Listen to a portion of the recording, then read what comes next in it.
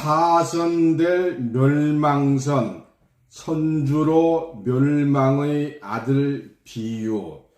멸망의 아들의 자격을 갖춘 자칭 하나님이 나타나기 전에는 결단코 그리스도께서 강림하지 아니할 것입니다. 멸망의 아들이 탄 배는 멸망받을 종교 집단을 상징한 것입니다. 오늘 본문 말씀 에스겔 27장 3절에서 5절입니다. 너는 두로를 향하여 이르기를 바다 어귀에 거주하면서 여러 섬 백성과 거래하는 자여, 주 여호와께서 이같이 말씀하시되 두로야, 내가 말하기를 나는 온전히 아름답다 하였도다. 내 땅이 바다 가운데 있으며 너를 지은 자가 내 아름다움을 온전하게 하였도다. 스닐의 잣나무로 내 판자를 만들었으며 너를 위하여 레바논의 백항목을 가져다 돛대를 만들었도다. 아멘. 오늘 본문 말씀을 통해서 파선될 멸망선 선주로 멸망의 아들 비유라는 제목으로 말씀을 증거합니다. 오늘 내용은 좀 어려워요. 그러다 보니까 유튜브와 페이스북으로 보내는데 참 어렵다는 얘기를 많이들 해요. 근데 성경에 나와 있는 걸 안 할 수가 없잖아요. 사실 멸망의 아들 한 번도 들어본 적이 없는데 전하다 보니까 어려움이 있습니다. 그러나 반복해서 하다 보면은 또 받아들이는 사람이 있으리라고 생각을 합니다. 데살로니가 후서 2장 4절 봅니다. 저는 대적하는 자라 범사에 일컫는 하나님이나 숭배함을 받는 자 위에 뛰어나 자전하여 하나님 성전에 앉아 자기를 보여 하나님이라 하느니라.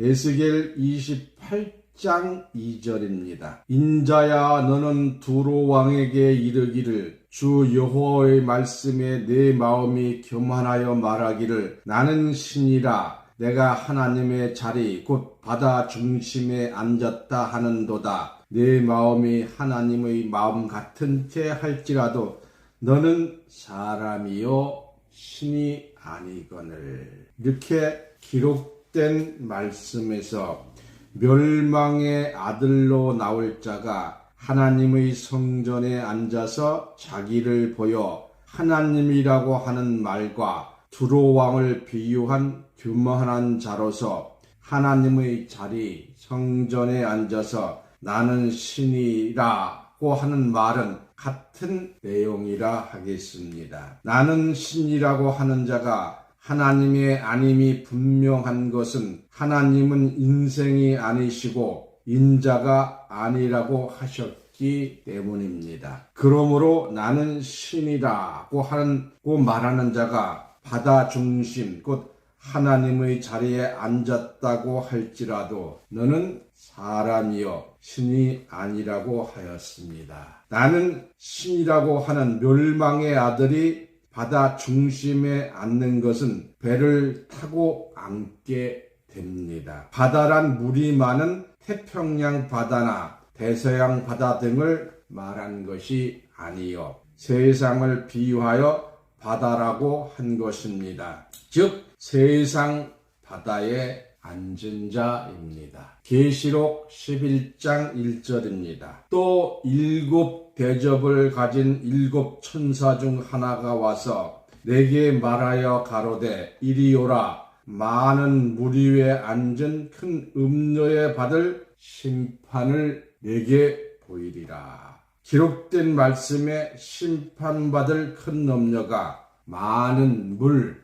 바다 위에 앉았다고 하였습니다. 계시록 17장 15절입니다. 또 천사가 내게 말하되 내게 본 바 음녀에 앉은 물은 백성과 무리와 열국과 방언들이니라. 음녀에 앉은 물은 실상적인 바닷물이 아니요 백성과 무리와 열국과 방언들이라고 하였으니 백성의 무리, 열국의 방언이 많은 물, 바다를 상징하고 있다는 것을 쉽게 알 수가 있습니다. 앞에서 말씀에서 나는 하나님이라고 하는 말과 나는 신이라고 하는 말은 같은 말씀이요. 또는 나는 신이라고 하는 자가 바다 중심에 앉았다고 하는 말과 큰 음료가 많은 물,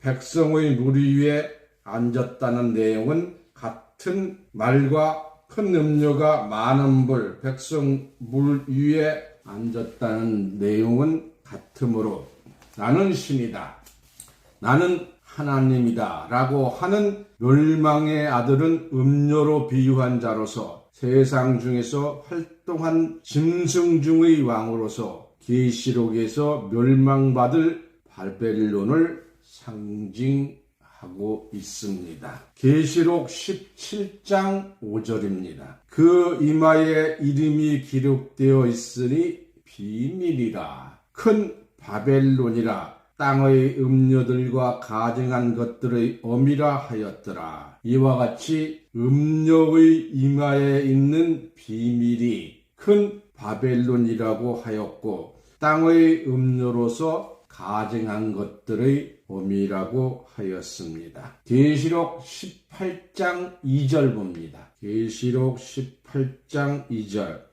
힘센 음성으로 외쳐 가로되 무너졌도다 무너졌도다 큰 성 바벨론이여, 귀신의 처소와 각종 더러운 영이 모이는 곳과 각종 더럽고 가증한 새의 모이는 곳이 되었도다. 이러므로 음녀 곧 바벨론 귀신의 처소여 각종 더러운 영들이 모인 곳으로 확인이 되었습니다. 이로써 멸망의 아들의 대명사는 자칭 하나님이여 곧 음녀요 큰 성 바벨론이요 귀신의 영들이 모인 자리에서 자칭 신이라고 하는 악한 자요 멸망으로 예정된 목자라고 하였습니다. 이러한 자가 바다 중심 곧 세상 중의 왕으로 출현하게 됩니다. 멸망의 아들이 세상 바다에 띄운 배는 무엇으로 만들었으며 어떻게 꾸며져 있는가? 성경으로 상고하여 보겠습니다. 오늘 본문 말씀인 에스겔 27장 3절입니다.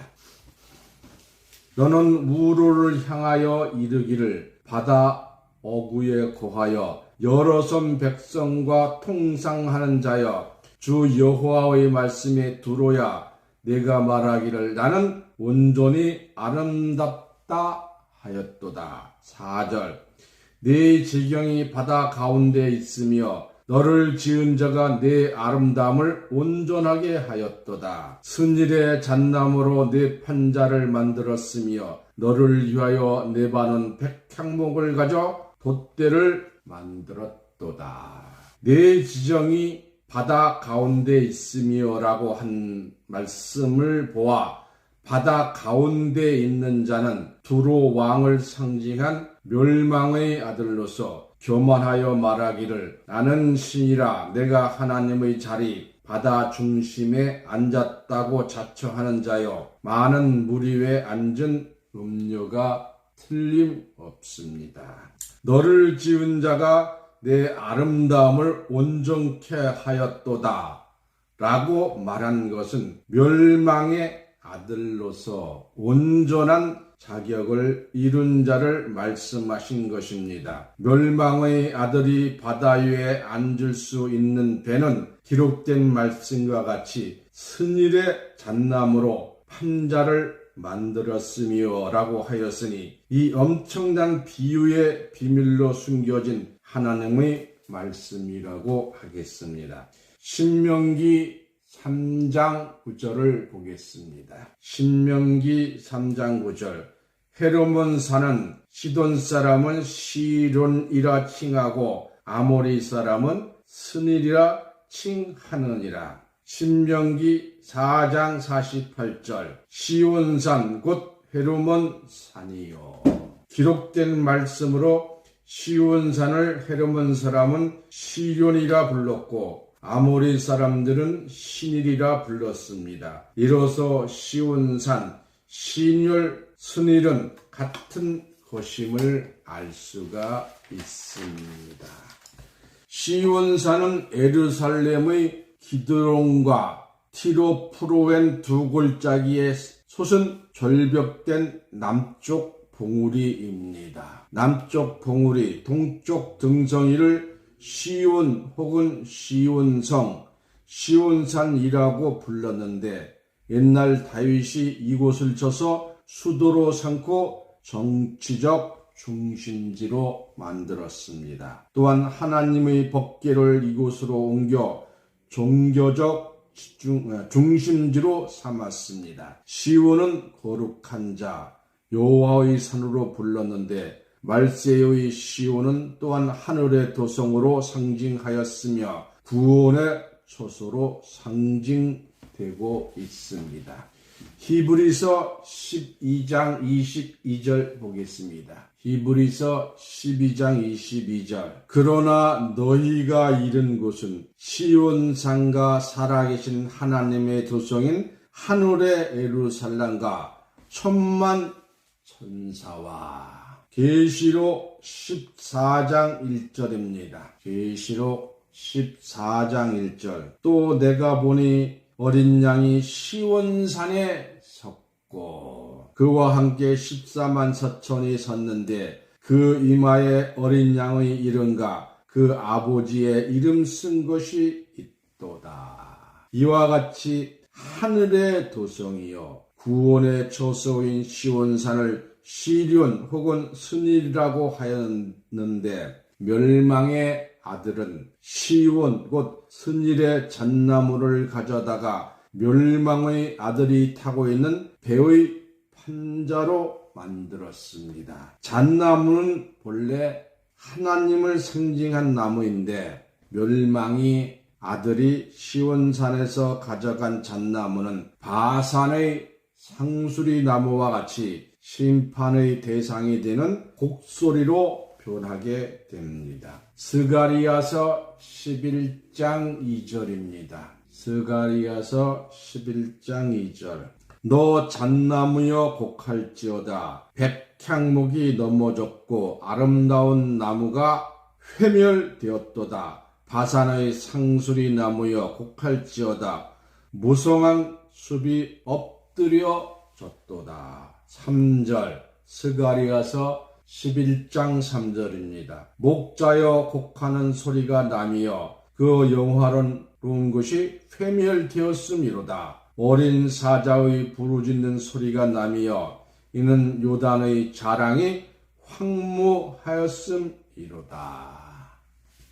스닐의 잣나무는 시온산의 잣나무인데 하나님의 말씀을 도용하여 스스로 하나님이라고 하심으로 여호와를 진노를 받게 되는 스닐 잣나무 곧 바산의 상수리 나무로 전락된 것입니다. 나무는 사람을 상징하였으므로 스닐의 잣나무와 바산의 상수리 나무는 자칭 시온이라고 나온 멸망자들이 목자들을 상징한 것이므로 잣나무가 곡하고 상수리 나무가 곡할 때 목자의 곡소리가 난다고 하였고 그 영화로운 것이 회멸되었다고 하였습니다. 곡소리 나는 잣나무로 배의 판자를 만들었으므로 멸망의 아들과 함께 탄 배, 곧 사단의 집단으로 상징된 배의 판자에 구멍이 나서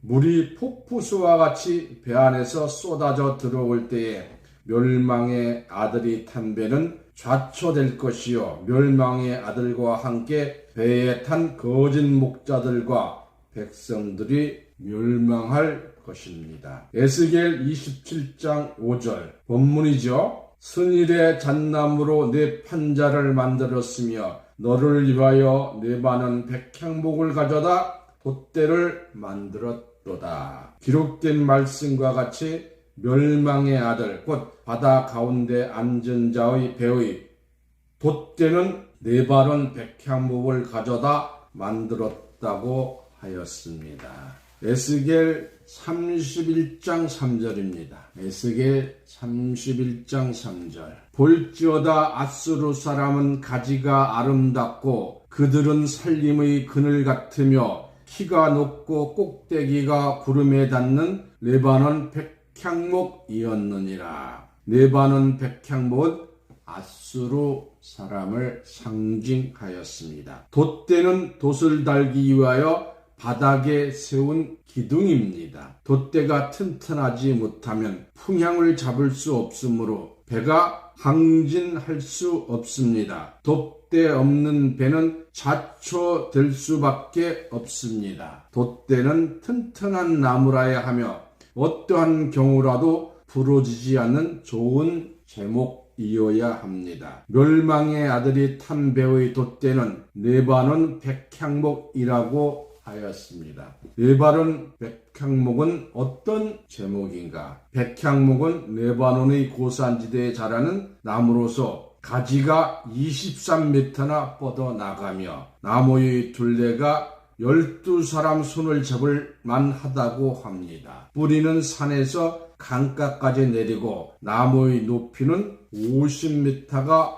된다고 하니 가히 짐작할 만합니다. 또한 나무의 질이 단단하고 좋을 뿐만 아니라 향이 있어 벌레가 먹지 아니합니다. 그러므로 레바논 백향목을 나무 중의 왕이라고 합니다. 웅장한 백향목은 교만의 아름다움과 영광과 권세로 상징되어 왔으며 어떤 나무도 레바논 백향목의 아름다움을 알지 못하므로 성경은 에덴의 나무들이 시기하였다고 기록되어 있습니다. 이와 같이 멸망의 아들이 아수르 사람을 상징한 레바논 백향목을 가져다 돛대로 삼은 것은 아수르가 하나님을 대적하는 가장 강한 군대였기 때문입니다. 멸망의 아들은 영적 아수르 군대 장관을 불러서 자기 교단에 돛대의 사명자를 세우게 됩니다. 그러나 레바논 백향목의 돛대는 찍히게 되고 작벌당하게 됩니다. 에레미야 22장 7절. 에레미야 22장 7절입니다. 내가 너 파멸할 자를 준비하리니 그들이 각기 손에 병기를 가지고 내 아름다운 백향목을 찌고 불에 던지리라. 8절. 여러 나라 사람이 성으로 지나며 피차 말하기를 여호와가 이 큰 성에 이같이 행함은 어쩜 일인고 하겠고. 9절에 대답하기를 이는 그들이 자기 하나님 여호와의 언약을 버리고 다른 신들에게 절하고 그를 섬긴 영구라 하리라 하셨다 할지니라.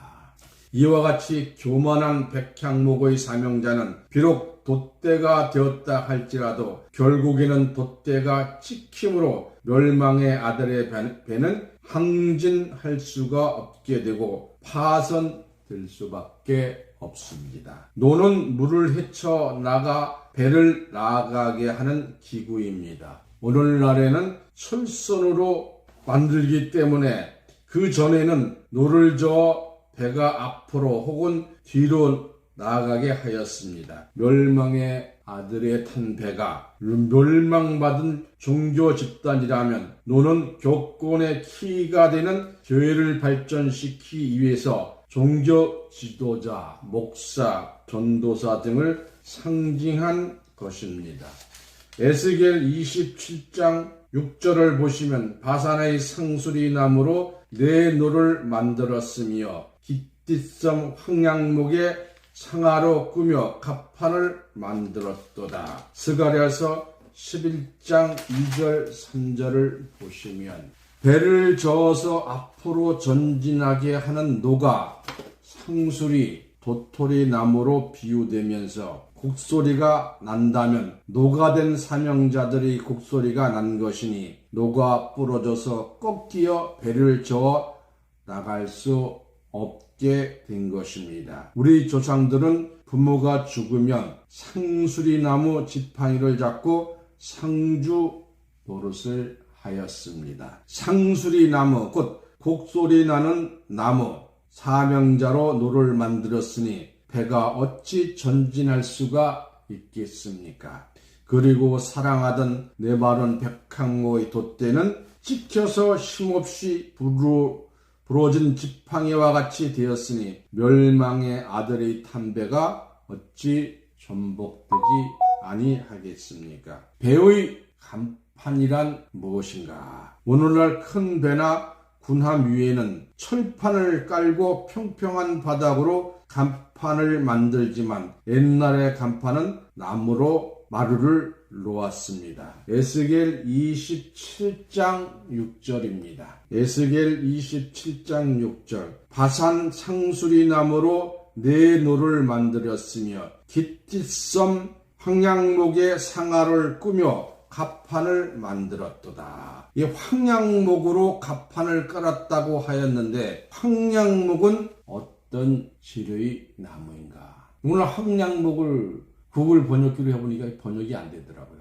그냥 황양목으로 하더라고요. 참 어려운 말인 것 같아요. 상록 교목으로서 회양목이라고도 합니다. 나무의 질이 단단하여 고급 가구를 만드는데 쓰이며 도장을 새기는데 쓰입니다. 일명 도장나무라고도 하는데 고급 지팡이를 만들기도 합니다. 봄에는 엷은 황색꽃이 피고 가지와 잎은 약재료로 쓰이기도 합니다. 멸망의 아들은 왜 회양목을 가져다 판자를 만들었는가? 이는 나무의 질이 단단하기 때문입니다. 회양목과 같이 많은 사람의 인정을 받는 사람, 즉 도장 같은 사람, 지팡이, 즉 지도자가 된 사람, 곧 멸망의 아들이 인정하는 신앙이 회양목같이 단단한 사람을 멸망의 아들 조직의 갑판원으로 세운 것입니다. 이사야서 41장 19절입니다. 이사야서 41장 19절 내가 광야에는 백향목과 씹딘 나무와 화석류와 들감난나무를 심고 사막에는 잣나무와 소나무와 황약목을 함께 두리니 기록된 말씀과 같이 황양목은 잣나무와 소나무의 친구요 이 나무는 사막에 심기어진 나무입니다. 사막이란 무엇인가? 사막은 식물이 자랄 수가 없는 모든 악조건을 갖추이 버려진 땅입니다. 그러므로 사막에 심어진 황양목은 하나님께 버림받은 사막 같은 심령 위에 황양목이 심어짐으로써 오아시스 같은 낙원이 되게 하였으나 악한 자가 황양목을 베어 갑판을 만들었으므로 낙원의 오아시스를 다시 황량한 사막이 되게 하였으니 멸망선은 하늘의 진노로서 파선될 것입니다. 이와 같이 멸망의 아들이 탐배는 깃깃섬 황양목과 상하로 갑판을 꾸몄다고 하였으니 깃깃섬은 무역선이 왕래하는 장소이므로 값이 비싼 상하도 거래가 된 곳입니다. 멸망의 아들은 사람의 영혼을 무역하는 자이므로 갑판을 상하로 꾸몄다고 하였습니다. 상하는 옛날부터 부귀와 권세를 상징하였습니다. 임금님이 궁전을 만들 때에 상하를 얼마나 사용하였느냐에 따라서 왕권을 상징하기도 하였습니다. 왕은 좋은 옷과 값비싼 모략과 상어로 이웃 왕들에게 자랑하였던 것입니다. 왕상 22장 39절 보겠습니다. 왕상 22장 39절 아합의 남은 행적과 무릇 그 행한 일과 그 건축한 상하궁과 그 건축한 모든 성은 이스라엘 왕 역대지략에 기록되지 아니하였느냐.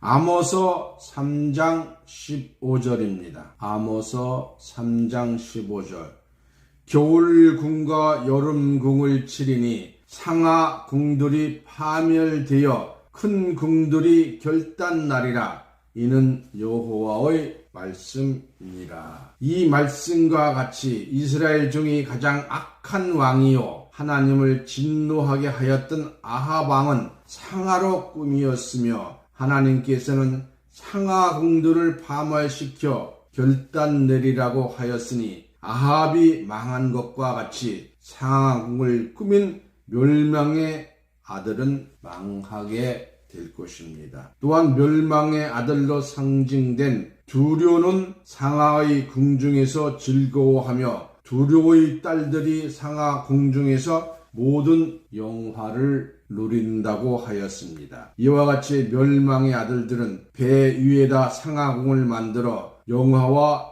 영광을 누리게 될 것이지만 성경의 기록대로 상하궁은 멸망을 받을 것입니다. 배의 돛이란 무엇인가? 돛대의 바람을 받게 하는 헝겊으로 만든 제구입니다. 그러므로 멸망의 아들이 탄 배는 돛대에 돛이 달렸으므로 돛담배입니다. 돛담배는 아무리 잘 만들어졌다고 하여도 범선에 불과합니다. 돛은 바람을 이용하여 배가 빠르게 나가도록 바람을 잡아주는 역할을 합니다. 멸망선의 돛의 사명을 가진 자들이 종교꾼이요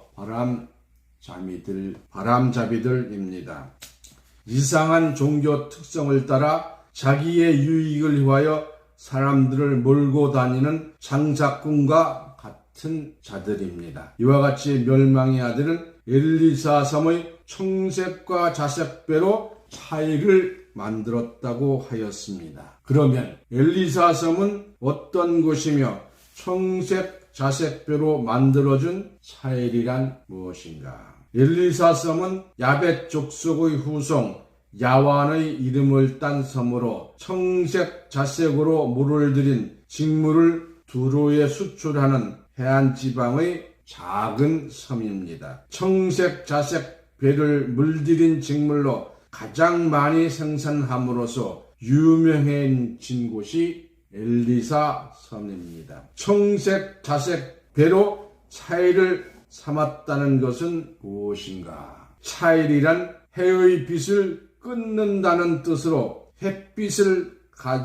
가리려고 치는 포장을 말합니다. 돛대에 메어단 돛을 바람을 잡아 배를 빨리 항해하게 하는 것이 목적인데 멸망의 아들이 탄 배는 어찌하여 배를 가리는 차일이 되었는가? 시편 84편 11절에 여호와 하나님은 해요 방패라. 요한일서 1장 5절에 하나님은 빛이시라. 그에게는 어둠이 조금도 없으시니라. 하나님은 해요. 하나님의 말씀은 빛인데 해를 가리고 빛을 가리는 차이를 친다는 것은 무슨 뜻인가? 멸망의 아들은 하나님의 대적자이므로 하나님의 말씀의 빛을 받지 못하도록 하나님과 백성들 사이에 차이란 장막을 친 것입니다. 그러므로 멸망의 아들을 따르는 자들은 청색과 자색배로 친 차이를 인하여 빛이 되신 하나님을 볼 수 없으므로 멸망의 아들과 함께 어둠에만 거하는 멸망의 백성이